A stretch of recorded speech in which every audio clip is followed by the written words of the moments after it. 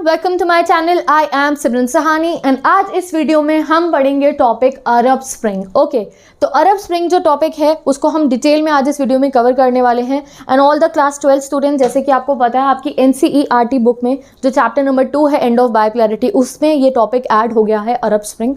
और CBSE ने हमें एक एडिशनल PDF भी दिया है अरब स्प्रिंग के बारे में पढ़ने के लिए। तो आज मैं आपको इस वीडियो में CBSE का एडिशनल PDF में जो इन्फॉर्मेशन गिवन है वो भी पूरी समझा दूंगी, और साथ ही के साथ जो कुछ और चीज़ें हमें पता होनी चाहिए रिलेटेड टू अरब स्प्रिंग, जो है अरब स्प्रिंग जिस कंट्रीज़ में स्टार्ट हुआ, रेवोल्यूशंस के नेम क्या थे, वो सब मैं इस वीडियो में कवर कर दूंगी। सो इस वीडियो में हम अरब स्प्रिंग को पढ़ने वाले हैं। तो जितने भी बच्चे क्लास 12 में हैं and you want to study end of bioclarity added topic Arab spring, तो आप इस वीडियो को पूरा देखना। एंड जितने भी क्वेश्चंस आ सकते हैं रिलेटेड टू अरब स्प्रिंग वो भी आज मैं इस वीडियो में आपको कवर करवा दूंगी। तो with this let's start the topic Arab spring. और इससे पहले कि अगर आपको एडेड टॉपिक देखने हैं जैसे middle east crisis, unipolarity, democratisation इन CIS, जो और एडेड टॉपिक्स हैं उनकी भी गाइज मैंने वीडियोस बना दी हैं, तो डिस्क्रिप्शन बॉक्स में गिवन है, मेरे चैनल पे जाके आप प्लेलिस्ट देख सकते हो। ईच एंड एवरी टॉपिक जो है मैंने कवर करा दिया है, क्लास 12 पॉलिटिकल साइंस के सभी चैप्टर्स का, और साथ ही के साथ हिस्ट्री, इकोनॉमिक्स, ज्योग्राफी भी अगर आपको पढ़नी है तो आप मेरा चैनल चेक कर सकते हो। एंड हम स्टार्ट करते हैं अपना टॉपिक अरब स्प्रिंग। अब हमें अपना एडेड टॉपिक पढ़ना है, दैट इज अरब स्प्रिंग। और ये अरब स्प्रिंग है जिसके बारे में हमें CBSE ने एडिशनल PDF में प्रोवाइड भी करा है। तो पहले जो CBSE ने सारा हमें एडिशनल PDF में प्रोवाइड करा है उसे समझ लेते हैं। तो है क्या आखिर में ये अरब स्प्रिंग? तो देखो 21st सेंचुरी में ही ये अरब स्प्रिंग की शुरुआत होती है। क्यों होती है? देखो क्योंकि ये जो अरब वर्ल्ड है, यानी कि जो अरब रीजन है हमारी कंट्री का, जहाँ सारी ये मुस्लिम डोमिनेटेड हमारी कंट्रीज है, इन सभी कंट्रीज में जो है देखो डेमोक्रेटाइजेशन का प्रोसेस स्टार्ट होता है। डेमोक्रेटाइजेशन का प्रोसेस स्टार्ट होना आप समझ जाओ, यानी कि ये वो कंट्रीज थी, फॉर एग्जाम्पल आप मान लो टुनेशिया, इजिप्ट, लीबिया, ये सब वो कंट्रीज थी जहाँ पे अथॉरिटेटिव रूल हो रहा था, ऑटोक्रेटिक रूल हो रहा था, जहाँ पे जो रूलर्स थे अपनी मनमानी कर रहे थे, डेमोक्रेसी लोगों के पास नहीं थी। तो वहाँ पे जब अपहीवल होता है, जब रेवोल्यूशंस होते हैं, जब डेमोक्रेसी के लिए जो है अपहीवल्स होते हैं, तो उसको जो है रेफर करा गया है कलेक्टिवली एज अरब स्प्रिंग। अरब स्प्रिंग की शुरुआत हो जाती है 2009 से। एंड अब पढ़ते हैं अरब स्प्रिंग एक्चुअली में स्टार्ट कहाँ से हुआ था। तो अगर आपको सिंपल डेफिनेशन लिखनी हो अरब स्प्रिंग की, तो एक बार आप यहाँ मेरी हैंड रिटन नोट्स भी देख सकते हो, बिकॉज NCERT में जो हमारा एडेड टॉपिक है उसमें तो हमें काफ़ी इंफॉर्मेशन दी है, बट फिर भी आंसर फॉर्मिंग के लिए आप ऐसा आंसर फॉर्म कर सकते हो।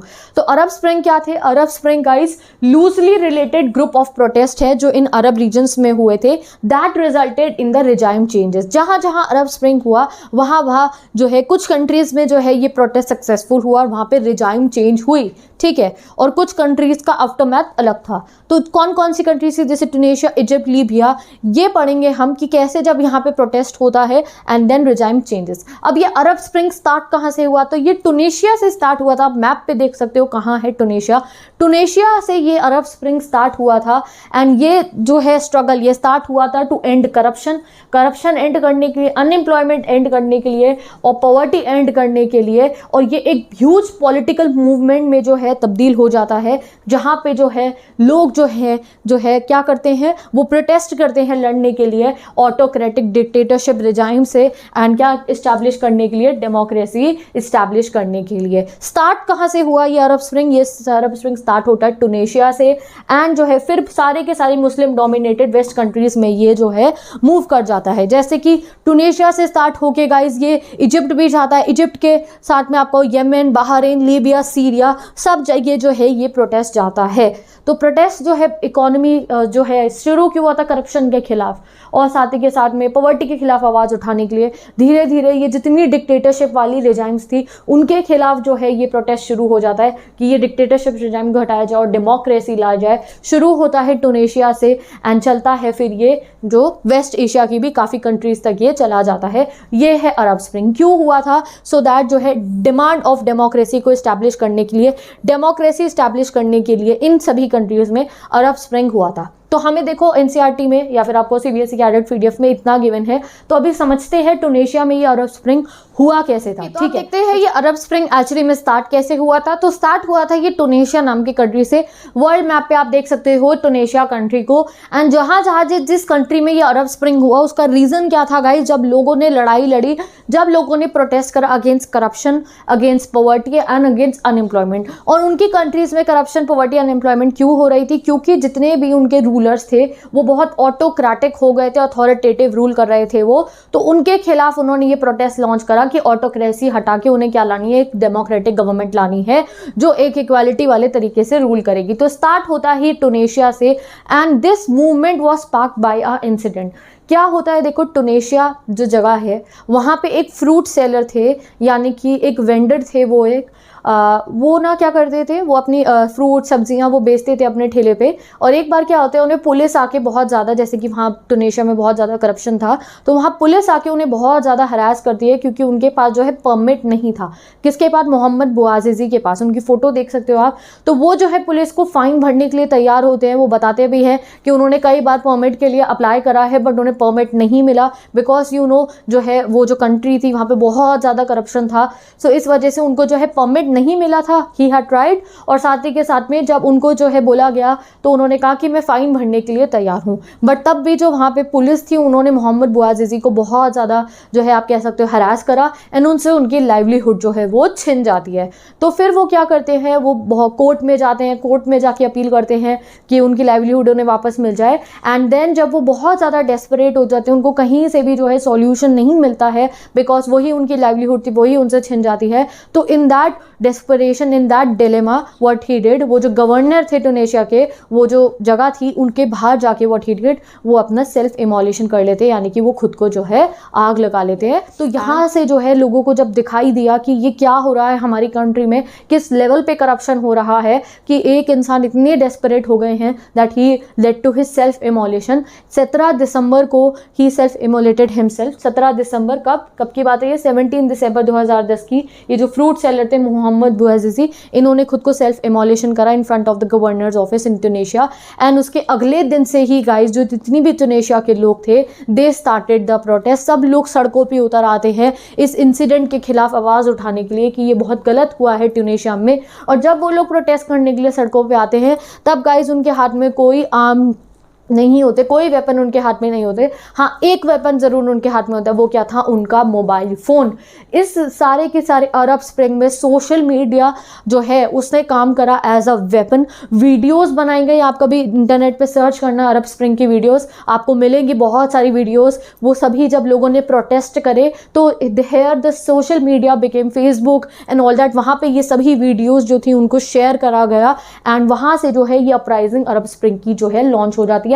पूरे के पूरे टुनेशिया के जितने भी सिटीजन्स थे जो इस करप्शन के खिलाफ आवाज उठाना चाहते थे, they had their phones in their hand, और उन्होंने ये प्रोटेस्ट जो है वो लॉन्च कर दिया against the autocratic regime of Tunisia. उस समय पे टुनेशिया के प्रेसिडेंट कौन थे? टुनेशिया के प्रेसिडेंट उस दिन पे कौन थे, यानी कि उस समय पे टुनेशिया के एक ऑटोक्रेटिक प्रेसिडेंट थे जिनका नाम क्या है? ज़ीन एल अबिदानी। उनका आप फोटो देख सकते हो, ठीक है। वो जो थे टुनेशिया के प्रेसिडेंट थे। एंड जब लोग प्रोटेस्ट करते हैं, रेवोल्यूशन करते हैं गाइस, लोग पूरे भीड़ सड़कों पे जो है उतर आती है। उन्होंने मोहम्मद bouazizi को अपना जो है एक मार्टियर माना, ठीक है, और जो है उन्होंने करप्शन के खिलाफ जो है ये मूवमेंट लॉन्च करा और डेमोक्रेसी लाने के लिए मूवमेंट लॉन्च करा। मूवमेंट शुरू हो जाता है 18 दिसंबर 2010 से। एंड आप देखो गाइस, कुछ समय के अंदर ही जो है क्या होता है, ये जो ज़ीन एल अबिदानी थे, जो प्रेसिडेंट थे टुनेशिया के, वो जो है भाग जाते हैं टुनेशिया से, ठीक है।